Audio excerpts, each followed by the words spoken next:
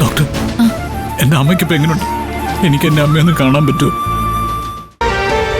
പാർവതിക്ക് കുഴപ്പമൊന്നുമില്ല.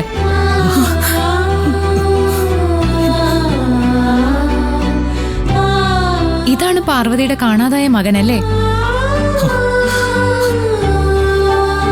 ഇപ്പൊ പാർവതിക്ക് കൊടുക്കാവുന്ന ഏറ്റവും നല്ല മെഡിസിൻ ഇതാ, ഈ മകൻ. കേറി കണ്ടോളൂ. ഗൗതം ചെല്ല്.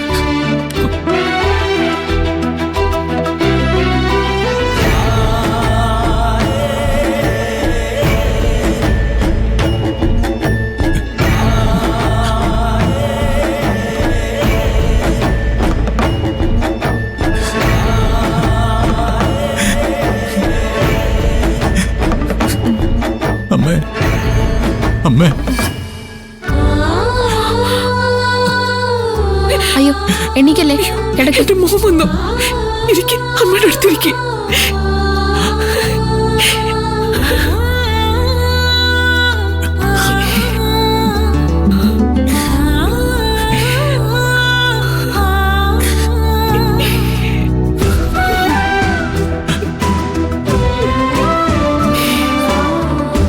നീ വന്നല്ലോ, ഈ അമ്മയെ കാണാൻ എന്റെ മോൻ വന്നല്ലോ. ഗോപേട്ട കണ്ടോ, നമ്മുടെ മോൻ തിരികെ വന്നു. എന്റെ ഗൗതം തിരികെ വന്നു ഗോപേട്ട. അമ്മ കരയല്ലേ, കരയല്ലേ. എന്തിനാണ് മോനെ നീ ഇറങ്ങി പോയി കളഞ്ഞത്? എന്നെ കളഞ്ഞിട്ട് പോകാൻ നിനക്ക് എങ്ങനെ മനസ്സ് വന്നു? നോക്ക്, നീ ഒറ്റ ദിവസം കൊണ്ട് എത്രമാത്രം ക്ഷീണിച്ചു എന്നറിയോ? വിശക്കുന്നുണ്ടോ നിനക്ക്? നീ എന്തെങ്കിലും കഴിച്ചായിരുന്നോ മോനെ? വാ, എഴുന്നേക്ക്, നമുക്ക് വീട്ടിലേക്ക് പോകാം. മോനെ ഏറ്റവും ഇഷ്ടമുള്ള ചോറും കറികളും ഒക്കെ അമ്മ ഉണ്ടാക്കി തരാം. വാ. അമ്മ അവിടെ ഇരിക്കെ. എനിക്ക് കുഴപ്പമൊന്നുമില്ല മോനെ. നീ ഇല്ലായിരുന്നു എന്നുള്ളത് മാത്രമായിരുന്നല്ലോ അസുഖം. നീ ഇല്ലെങ്കിൽ പിന്നെ ഞാനുണ്ടോടെ മോനെ? ഞാൻ നിന്റെ പെറ്റമ്മയല്ലാന്ന് അറിഞ്ഞപ്പോ നിനക്ക് എന്നോട് വെറുപ്പ് തോന്നിയോടാ മോനെ? അമ്മേ, എന്നെ വേണ്ടാന്ന് തീരുമാനിച്ചിറങ്ങിപ്പോയപ്പോ നിനക്ക് എന്നെ അങ്ങ് കൊന്നിട്ട് പോകായിരുന്നില്ലേ മോനെ? നീ ഇല്ലെങ്കിൽ പിന്നെ ഞാൻ മരിക്കുന്നത് തന്നെയാ നല്ലത്. അമ്മേ, അങ്ങനൊന്നും പറയില്ല. പിന്നെ ഞാൻ എന്തു പറയണം?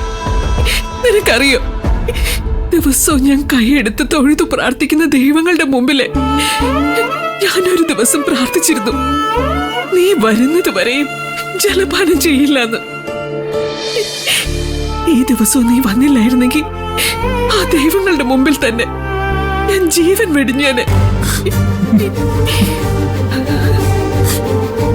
നീയില്ലാതെ ഒരു നിമിഷം പോലും എനിക്ക് ജീവിക്കാനാവില്ല ഗൗതം.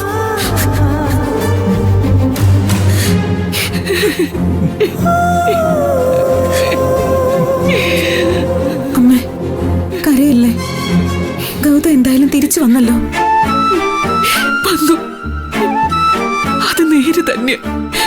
പക്ഷെ നീ ചോദിക്കും ഇവനോട്, എന്തിനാ ഇവനെന്നെ കളഞ്ഞിട്ട് പോയതെന്ന്.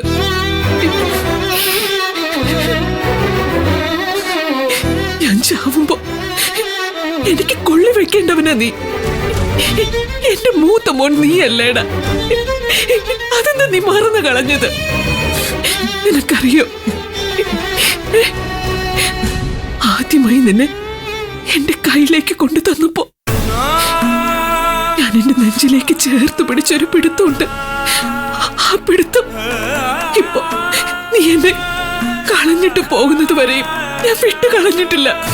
അറിയൂടെ നിനക്ക്?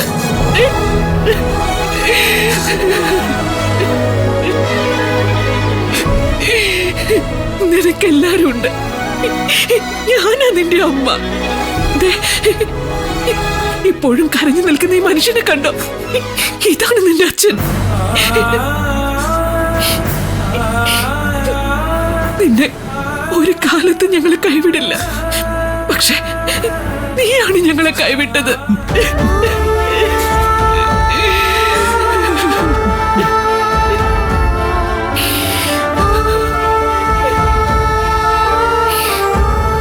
ഒരു കത്ത് എഴുതി വെച്ചിട്ട് അങ്ങോട്ട് ഇറങ്ങിപ്പോയ അതോടെ എല്ലാം കഴിഞ്ഞു പോന്നാണോ? എന്തിനാടാ ഞങ്ങളെയൊക്കെ ഒറ്റയടിക്കങ്ങ് മറന്നു കളഞ്ഞത്? ഒരു നിമിഷം കൊണ്ട് നീ ഞങ്ങളെയൊക്കെ ആരും അല്ലാതാക്കിയില്ലേ?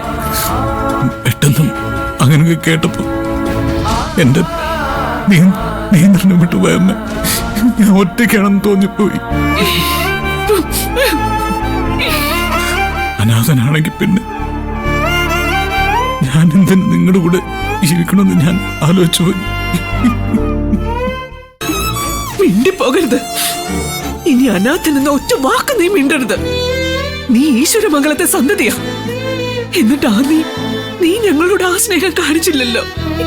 നിനക്ക് സ്നേഹം തന്നു വളർത്തിയ ഞങ്ങളെ ഓർത്തില്ലല്ലോ. നീ നെഞ്ചിലെ ചൂടേറ്റാടാ നീ വളർന്നത്. ഈ അമ്മയുടെ ഒരു അല്പ സ്നേഹം നീ കാണിക്കാത്തത് എന്താ? ഗൗതമിന് അമ്മയുടെ സ്നേഹമില്ലെന്ന് ആരാ പറഞ്ഞത്? ഞാൻ പോയി കണ്ടതിന് ശേഷം വീട്ടിലേക്ക് തിരിച്ചു പോവാന്നും പറഞ്ഞ് കാല് പിടിച്ചതാ ഞാൻ. വരില്ല എന്നുള്ള കടുംപിടുത്തത്തിലായിരുന്നു ഗൗതം അപ്പോഴൊക്കെ. അമ്മയ്ക്ക് സുഖമില്ലാന്ന് നിർമ്മലാൻറ്റി വിളിച്ചു പറഞ്ഞത് കേട്ട് ആ നിമിഷം അമ്മയെ കാണണമെന്ന് പറഞ്ഞ് എന്റെ കൂടെ പോകുന്നതാണ് ഈ ഗൗതം. അത് അമ്മയുടെ സ്നേഹമില്ലാഞ്ഞിട്ടാണോ അമ്മ? മോനെ നോക്കു മോനെ, ഇനി നീ ഈ അമ്മയെ വിട്ടിട്ട് എങ്ങും പോകരുത്. നിന്നെ എങ്ങും വിടില്ല ഞാൻ. വാ, ഇപ്പൊ തന്നെ നമുക്ക് വീട്ടിലേക്ക് പോകാം. എഴുന്നേക്ക്. അയ്യോ അമ്മ, എഴുന്നേക്കല്ലേ. ട്രിപ്പ് പോലും ഊരിയിട്ടില്ല. എന്താ ഇത്? അമ്മ ഇവിടെ ഇരിക്കുക. ട്രിപ്പ് കിടക്കുന്ന കണ്ടില്ലേ പാറു? അസുഖമൊക്കെ മാറിയിട്ട് നമുക്ക് വീട്ടിലേക്ക് പോകാം. എനിക്കൊരു അസുഖം ഇല്ല ഗോപേട്ട. എനിക്കെന്റെ മോനെ തിരിച്ചു കിട്ടിയില്ലേ. ഇനി എനിക്ക് എന്ത് വേണം? നിധി, ഈ ട്രിപ്പ് ഒന്ന് ഊരി തരാൻ പറ. സിസ്റ്റർ, ഈ ട്രിപ്പ് ഒന്ന് ഊരി തരും, എനിക്ക് പോകണം. എന്തായാലും ഡോക്ടർ വരട്ടെ, കുറച്ചു നേരം കൂടെ കിടക്കും മാഡം. ഇനിയിപ്പോ ഡോക്ടേഴ്സ് എപ്പോ വരാന്? നിധി, ആ ഡോക്ടറോടൊന്ന് പറ, എനിക്കിപ്പോ കുഴപ്പമൊന്നുമില്ലെന്ന് പറ. ഞാൻ ഇപ്പൊ തന്നെ ഡോക്ടറോട് സംസാരിക്കാം. എന്നിട്ട് നമുക്ക് പോവാം അമ്മേ.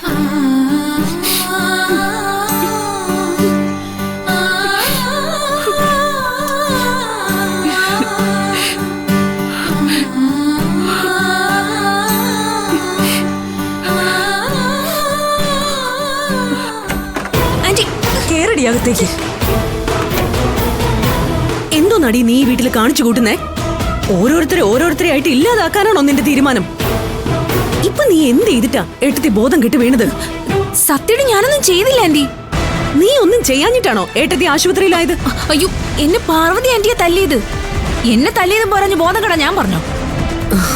നോക്ക് ശിവാനി, നീ ഈ വീട്ടിലേക്ക് വന്നതിന്റെ ഉദ്ദേശമേ വേറെയാണ്.